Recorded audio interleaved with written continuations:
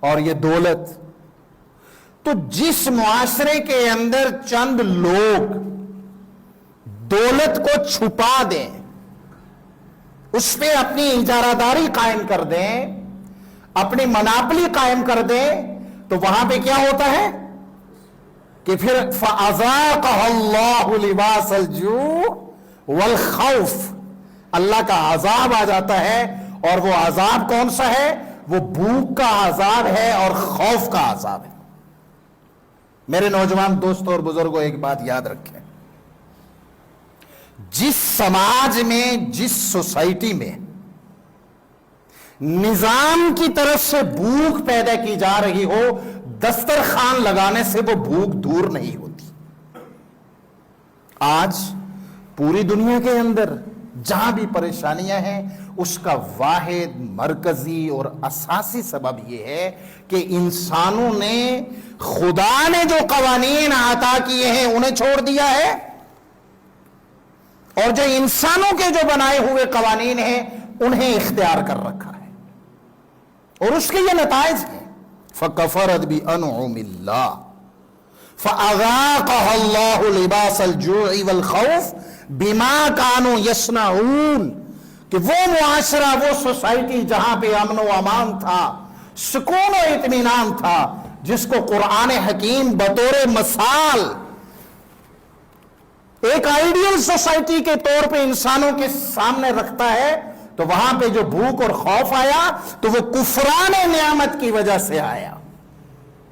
کفران نعمت یعنی اللہ کی جو نعمتیں ہیں ان پہ مخصوص طبقے کی اجارہ داری، مناپلی، دولت کو چھپا دینا اور اس کو جمع کر کے رکھنا، دوسروں سے، دوسرے انسانوں سے چھپا دینے کی وجہ سے یہ نتائج آتے ہیں. فَكَفَرَتْ بِأَنْعُمِ اللَّهِ. اور یاد رکھیے کہ معاشیات کا اور اخلاقیات کا بڑا ہی گہرا تعلق ہوتا ہے. آپ صلی اللہ علیہ وسلم کا یہ فرمان کہ قاد الفقر ان یکون کفرا، کہ یہ جو تنگ دستی ہے، بھوک ہے، افلاس ہے، معاشی بدحالی، یہ انسان کو کافر بنا دیتی ہے، اس سے اس کا ایمان چھین لیتی ہے. وطن عزیز پاکستان کا اگر آپ تجزیہ کریں، آپ دیکھیں نا، اگر غور سے ہم اس طرف غور نہیں کرتے، سینکڑوں نہیں ہزاروں کی تعداد میں ہمارے نوجوان، ہماری نیو جنریشن صرف اس وجہ سے کہ انہیں کسی دوسری لادینی قوتوں کے پاس جانے کی وجہ سے پیسے ملتے ہیں، اپنا ایمان چھوڑ دیتے ہیں. قاد الفقر ان یکون کفرا، کہتے ہیں نا کہ سنسار کی ہر ایک بے شرمی غربت کی آغوش میں پلتی ہے، مفلسی حص لطافت کو مٹا دیتی ہے، بھوک آداب کے سانچوں میں ڈھل نہیں سکتی. اس کو سمجھنا ضروری ہے.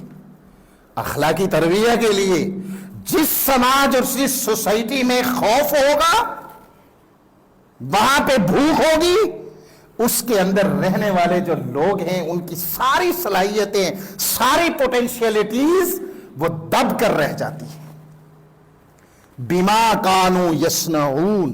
اور یہ عذاب کوئی اللہ اپنی طرف سے عذاب نہیں دیتے، یہ جو عذاب ہے یہ انسانوں کے اعمال کا نتیجہ ہوا کرتا ہے،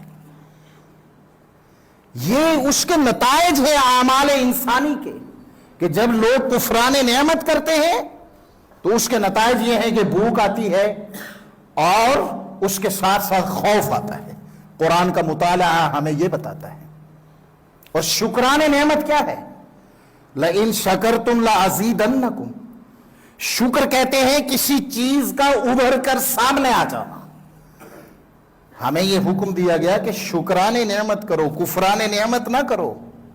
شکران نعمت کرو گے، اس کا مطلب کیا ہے؟ کفران نعمت یعنی اللہ کے نعمتوں کو چھپانا، اور شکر کا بنیادی معنی یہ ہوتا ہے کہ کسی چیز کا ابھر کر سامنے آ جانا، کسی چیز کا ابھر کر سامنے آ جانا، یعنی کافر نہ بنے، شاکر بنے، چھپانے والے نہ بنے، بلکہ اللہ نے جو نعمتیں دی ہیں ان کو کھلا رکھے تاکہ پوری انسانیت ان سے استفادہ کرے. تو یہ کفران نعمت کے نتائج ہیں.